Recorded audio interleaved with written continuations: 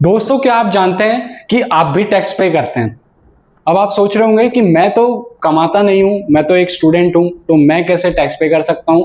तो जी दोस्तों, ये बात बिल्कुल सच है कि आप, मैं और हम सब लोग जो हैं वो टैक्स पे करते हैं। अब आप सोचेंगे कि कैसे, ऐसा कैसे हो सकता है? तो इस सवाल का जवाब इस चैप्टर में छुपा है, फाइनेंशियल प्लानिंग, जो हम आज स्टार्ट करने जा रहे हैं। जी दोस्तों, हमारा 4th लेसन है ये। बहुत ही अच्छी तरीके से हम लोग इस लेसन को सीखने वाले हैं। ठीक है, तो जो आपका सवाल था उसका जवाब है जीएसटी। आपने जरूर सुना होगा ये शब्द, क्योंकि आजकल ये शब्द बहुत ही ज्यादा चर्चा में है। GST, goods and services tax. तो दोस्तों, जब हमारा देश आजाद हुआ था तो उसमें कई तरीके के इनडायरेक्ट टैक्सेस लगते थे। अब इनडायरेक्ट टैक्सेस क्या होते हैं और डायरेक्ट टैक्सेस क्या होते हैं? डायरेक्ट टैक्स वो होता है जो आप डायरेक्टली अपनी इनकम पे करते हैं। आप कमा रहे हैं, सैलरी आ रही है, तो आप उस पर डायरेक्टली टैक्स देंगे। डायरेक्ट टैक्स कट होके आपकी सैलरी आपके हाथ में आएगी। ये हो गया डायरेक्ट टैक्स। पर एक होता है इनडायरेक्ट टैक्स, मतलब कि जब आप कुछ सामान खरीद रहे हैं मार्केट से, कोई भी सामान, आपकी नोटबुक हो गई, आपका पाउडर हो गया या सोप हो गया, ऐसे प्रोडक्ट्स जो आप खरीदते हैं, तो पीछे एमआरपी के नीचे लिखा होता है ऑल इंक्लूसिव ऑफ टैक्सेस। तो उस टाइम पे आप भी एक टैक्स पेयर बन जाते हैं। इनडायरेक्ट टैक्स आप पे करते हैं, तो वो टैक्स होता है गुड्स एंड सर्विसेज टैक्सेस। तो आजादी के समय हमारे देश में कई तरीके के टैक्सेस थे। कहा जाता है कि 17 तरीके के टैक्सेस थे और 22 तरीके की ड्यूटीज थी, जो अलग अलग टाइम पे अलग अलग स्टेट में अलग अलग तरीके से लगती थी। लेकिन 1 जुलाई 2017 को हमने वो एक बहुत बड़ा टैक्स रिफॉर्म किया और जो भी सारे टैक्सेस थे उनको एक में मिला के बना दिया गुड्स एंड सर्विसेज टैक्सेस। जो 1 जुलाई 2017 में 4 तरीके की रेट्स थी, मतलब 4 तरीके के टैक्स लगते थे। एक था 5%, फिर था 12%, फिर था 18% और एक था 28%। तो जिस तरीके की गुड्स होते थे, जैसे कि सबसे जरूरी गुड्स होते थे, जो जैसे कि मिल्क हो गया, फार्म प्रोड्यूस हो गया, वेजिटेबल्स हो गई, उन पे 0% टैक्स लगता था। फिर उसी तरीके से जितना जरूरत का गुड्स होता था उस पर सबसे कम टैक्सेस लगता था। अब जैसे ये एक स्लैब हो गई, उसमें काफी सारे गुड्स आ गए। 28% वाले जो स्लैब हो गए उसमें वैसे गुड्स आ गए जो जरूरत के गुड्स नहीं है, जैसे कि लीकर हो गए, टबैको प्रोडक्ट्स हो गए, फिर आपके आईपीएल के टिकट्स हो गए। वो सारी चीजें यहाँ पे आ गई, जो जरूरत की चीजें होती थी वो यहाँ पे आ गई। अब जो है सरकार ने उसको रिफॉर्म लाया। अब जो है ये सारी स्लैब्स हटा दी गई, 28 की स्लैब हटा दी गई, 12 की स्लैब हटा दी गई, 0% तो 0% ही है। अब एट प्रेजेंट 22 सितंबर 2025 से सिर्फ 5% और 18% की स्लैब्स हैं। बाकी सारी जो स्लैब्स हैं वो सरकार ने हटा दी। तो अब मैं आपको बताता हूं इस लेसन के कुछ बेसिक्स। तो जीएसटी, पहले सबसे पहली चीज जो हम लोग देखेंगे इसमें, जीएसटी होता क्या है, मैंने आपको बताया गुड्स और सर्विसेज पे टैक्स। जो आप गुड्स खरीदते हैं, सर्विसेज क्या होती हैं, जैसे कि आप इंश्योरेंस ले रहे हैं तो आपको सर्विस लेनी पड़ी, उसका टैक्स। जैसे आपने कुछ कुरियर भेजा, उस पे जो टैक्स देते हैं वो हो गया सर्विस टैक्स। तो जीएसटी का फुल फॉर्म होता है गुड्स एंड सर्विसेज टैक्स। इसका ऑब्जेक्टिव है वन नेशन वन टैक्स। 17 तरीके की टैक्सेस नहीं, उन सबको एक में जोड़ दिया गुड्स एंड सर्विसेज टैक्स में। अब दूसरा होता है CGST, central GST, central goods and services tax. तो ये जो टैक्स होते हैं इसमें 2 हिस्सेदारी होती है। ठीक है, पहला होती है सेंटर की, दूसरा होती है स्टेट की। तो स्टेट जीएसटी, दूसरी चीज हो गई स्टेट जीएसटी। तो आधा हिस्सा सेंटर का, आधा हिस्सा स्टेट का। ये बहुत जरूरी है दोस्तों, आधा हिस्सा सेंटर का, आधा हिस्सा स्टेट का। ये होता है सेंट्रल जीएसटी और स्टेट जीएसटी। ठीक है, अब इसमें क्या क्या जानकारी आ जाती है। अब आप जीएसटी का एक रेट होता है, ठीक है, रेट ऑफ जीएसटी, जो हम लोग यहाँ पे इस तरीके से अप्लाई करते हैं। जो पहले 4-5 तरीके की स्लैब होती थी, जो अब 2 हो गई हैं। ठीक है, फिर हम लोग फाइंड करते हैं अमाउंट ऑफ जीएसटी। अब अमाउंट ऑफ जीएसटी आप कैसे फाइंड करते हैं? तो ये जो रेट ऑफ जीएसटी है,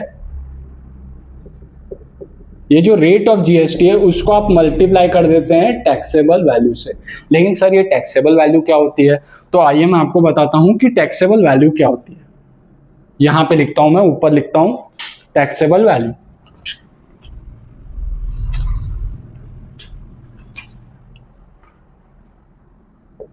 तो दोस्तों टैक्सेबल वैल्यू वो वैल्यू होती है जिसपे टैक्स लगाया जाता है। The value on which GST is charged, जिसपे जीएसटी चार्ज किया जाता है या जीएसटी चार्ज होने के पहले वाली वैल्यू। ठीक है, अब फाइनल प्राइस क्या होता है? आपने देख लिया कि टैक्सेबल वैल्यू जिसपे जीएसटी चार्ज करते हैं, अमाउंट ऑफ जीएसटी मतलब rate of GST into taxable value. तो ये दोनों का जो कॉम्बिनेशन है वो है प्राइस जो आप पे करते हैं। तो final price paid by consumer, ये टैक्सेबल वैल्यू जिसपे टैक्स आप लगाएंगे, चार्ज करेंगे, और अमाउंट ऑफ जीएसटी, ये जीएसटी आप अमाउंट चार्ज करेंगे तो आपको आएगा final price which a consumer page. तो ये थे बेसिक्स। जीएसटी देखा, goods and services tax, central GST, CGST, SGST state GST, आधा हिस्सा सेंट्रल का, आधा हिस्सा स्टेट का। अगर मैंने आपको बोला 18% जीएसटी है, 18% जीएसटी है, तो 9% सेंटर का, 9% स्टेट का, इस तरीके का एक डिवीजन है। अब रेट ऑफ जीएसटी आपने जान लिया, 18% जैसे हो सकता है, जैसे 28 हो सकता है। अब दो हो गए 18 और 5। अब अमाउंट ऑफ जीएसटी कैसे आती है? रेट ऑफ जीएसटी को मल्टीप्लाई कर देते हैं टैक्सेबल वैल्यू से। तो फॉर एग्जांपल अगर मैंने बोला 1000 रुपीज है टैक्सेबल वैल्यू और मैंने बोला 5% है जीएसटी, तो इसका 5% करेंगे, 50 रुपये आपको आया अमाउंट ऑफ जीएसटी। ये 1000 था टैक्सेबल वैल्यू, और दोनों को जब आप ऐड कर देते हैं 1050 को, तो 1050 is the final amount paid. Taxable value मतलब जिस पे हम लोग टैक्स चार्ज करते हैं प्लस अमाउंट ऑफ जीएसटी, आ गई final price to be paid by consumer. यहां तक हम लोग पहुंच गए। ये जो बेसिक्स थे ये आपके फर्स्ट प्रैक्टिस सेट के बेसिक्स थे। अब मैं आपको सेकंड प्रैक्टिस सेट के बेसिक्स करवाता हूं।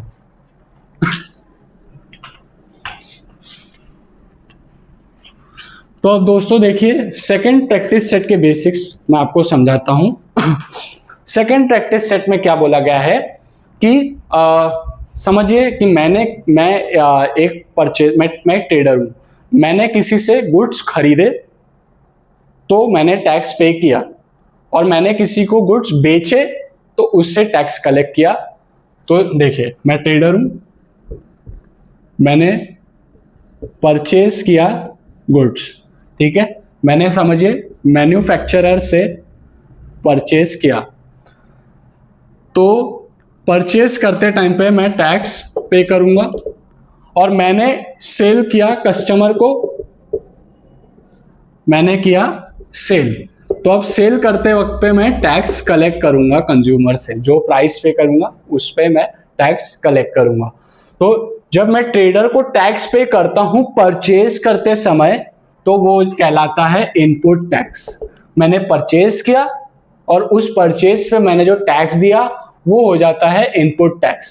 अब मैंने क्या किया, कस्टमर को सेल किया, तो सेल करते टाइम पे समझिए मैं यहाँ पे हमारा एग्जांपल था 1050 का, इसमें 50 मैंने कस्टमर को बेचा, समझ लीजिए 1050 में, तो कस्टमर मुझे 1050 रुपया देगा, तो उस 1050 में जो एग्जांपल में 50 रुपीज क्या था टैक्स, तो वो मैं कलेक्ट करूंगा।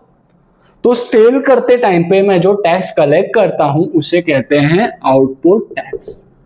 तो परचेज करते टाइम पे मैंने क्या किया, टैक्स दिया, तो उसको कहेंगे इनपुट टैक्स। परचेज करते टाइम पे टैक्स इनपुट टैक्स, सेल करते टाइम पे जो मैं टैक्स कलेक्ट करूंगा उसे कहेंगे आउटपुट टैक्स। ठीक है, तो इसकी डेफिनेशन क्या है, input tax, tax paid while purchasing goods और टेकिंग सर्विसेज, या सर्विसेज लेने के लिए जब हम टैक्स पे करते हैं तो इनपुट टैक्स। और दूसरा क्या है, output tax. Output tax, tax collected, अब आप कलेक्ट करेंगे, tax collected while selling goods. ठीक है दोस्तों, तो ये था आपका इनपुट टैक्स और आउटपुट टैक्स। अब मैं आपको पूरा जीएसटी का साइकिल एक्सप्लेन करता हूं कि पूरा जीएसटी का साइकिल कैसा होता है एंड टू एंड। तो दोस्तों मैं आपको समझाता हूं जीएसटी का साइकिल कि जैसे एक ट्रेडिंग होती है, मैन्युफैक्चरर होलसेलर को बेचता है, फिर होलसेलर रिटेलर को, रिटेलर फाइनली हमें बेचता है कंज्यूमर को। तो उस ट्रेडिंग के साइकिल में जीएसटी कैसे पे किया जाता है, सबसे कलेक्ट करके गवर्नमेंट को। तो ये मैं आपको साइकिल समझाता हूँ, इट्स वेरी इंपॉर्टेंट। और मेरी आपसे रिक्वेस्ट है कि अगर आपको नहीं समझ में आ रहा है, आप एक फिर से बैक करिए, फिर से देखिए, लेकिन इसको समझिए जरूर, बहुत ही इंपॉर्टेंट है। तो अज्यूम करते हैं कि मैन्युफैक्चरर जो है वो होलसेलर को 200 रुपए का प्रोडक्ट बेच रहा है, 200 रुपए का प्रोडक्ट बेच रहा है, उस पर 12% जो है जीएसटी लग रहा है, 12% जीएसटी लग रहा है। तो मैन्युफैक्चरर ने होलसेलर को बेचा, तो जीएसटी वो कलेक्ट करेगा, जीएसटी कलेक्ट करेगा, 12% ऑफ 200 हो जाता है 24 रुपया। तो उसका आउटपुट टैक्स उसने कलेक्ट किया 24 रुपया, बेचा 200 रुपए का और 12% मतलब 24 रुपया आया वैल्यू, वो कलेक्ट किया। ठीक है, तो वो बेचते टाइम पे टैक्स मैन्युफैक्चरर का हो गया आउटपुट टैक्स। और ये जो 24 रुपया था उसने सरकार को दे दिया 24 रुपए।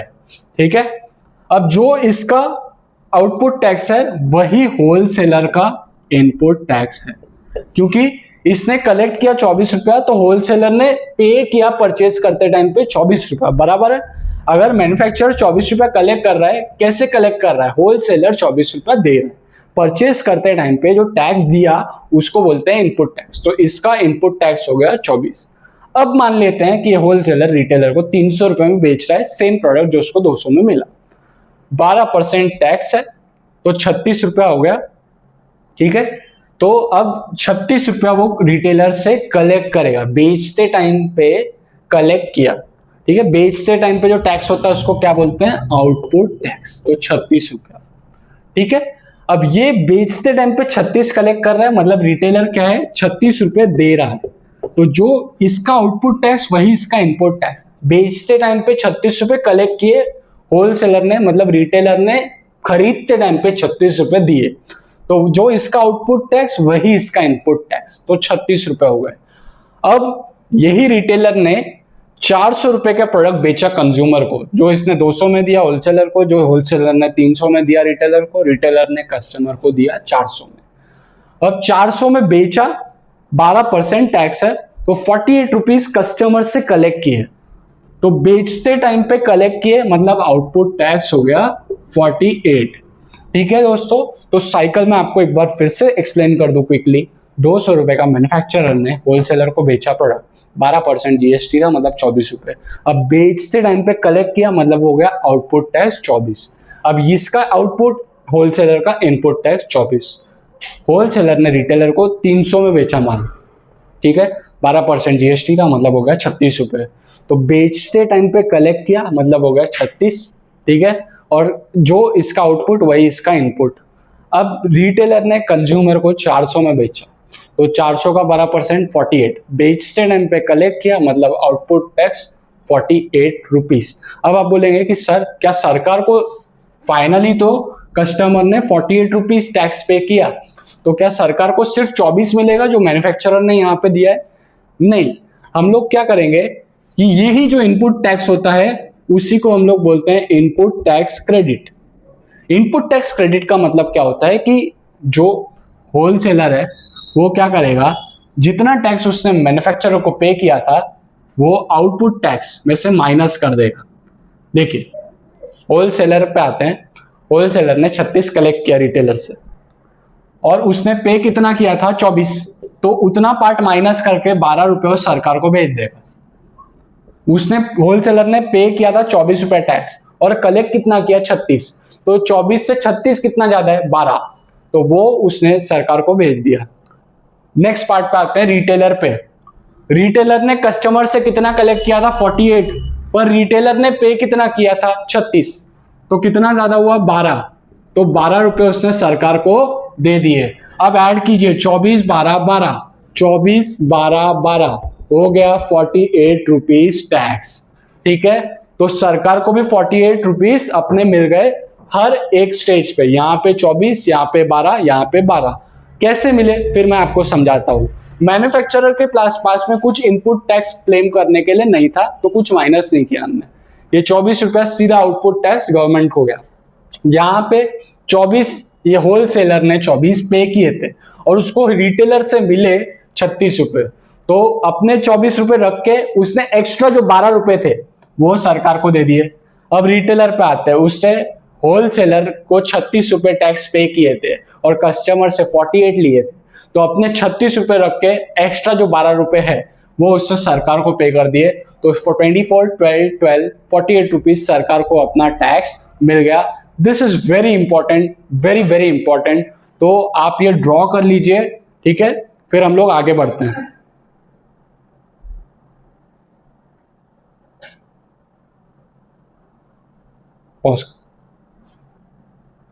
तो input tax, output tax. Input tax क्या होता है? खरीदते टाइम पे मैं जो टैक्स देता हूं। आउटपुट टैक्स बेचते टाइम पे जो मैं टैक्स कलेक्ट करता हूं। अब इनपुट टैक्स क्रेडिट, तीसरा पॉइंट हो गया इनपुट टैक्स क्रेडिट। मतलब कि सेम एज इनपुट टैक्स, जो मैं खरीदते टाइम पे टैक्स जो दे रहा हूं वही मैं अपना कलेक्ट कर लूंगा, बाकी जो बचा पार्ट टाइम मैं सरकार को दे देता हूं। तो input tax credit is same as input tax. अब फाइनली दोस्तों, finally GST payable, GST payable का फॉर्मूला है आउटपुट टैक्स में से इनपुट टैक्स क्रेडिट माइनस कर देते हैं। मतलब जैसे हम लोग प्रीवियस एग्जांपल में देख रहे थे, जैसे कस्टमर ने 48 दिया और रिटेलर ने होलसेलर को 36 रुपए दिए थे, तो ये आउटपुट टैक्स था रिटेलर ने जो कलेक्ट किया था कस्टमर से, और ये 36 रुपए क्या थे जो रिटेलर ने परचेस करते टाइम पे होलसेलर को दिए थे।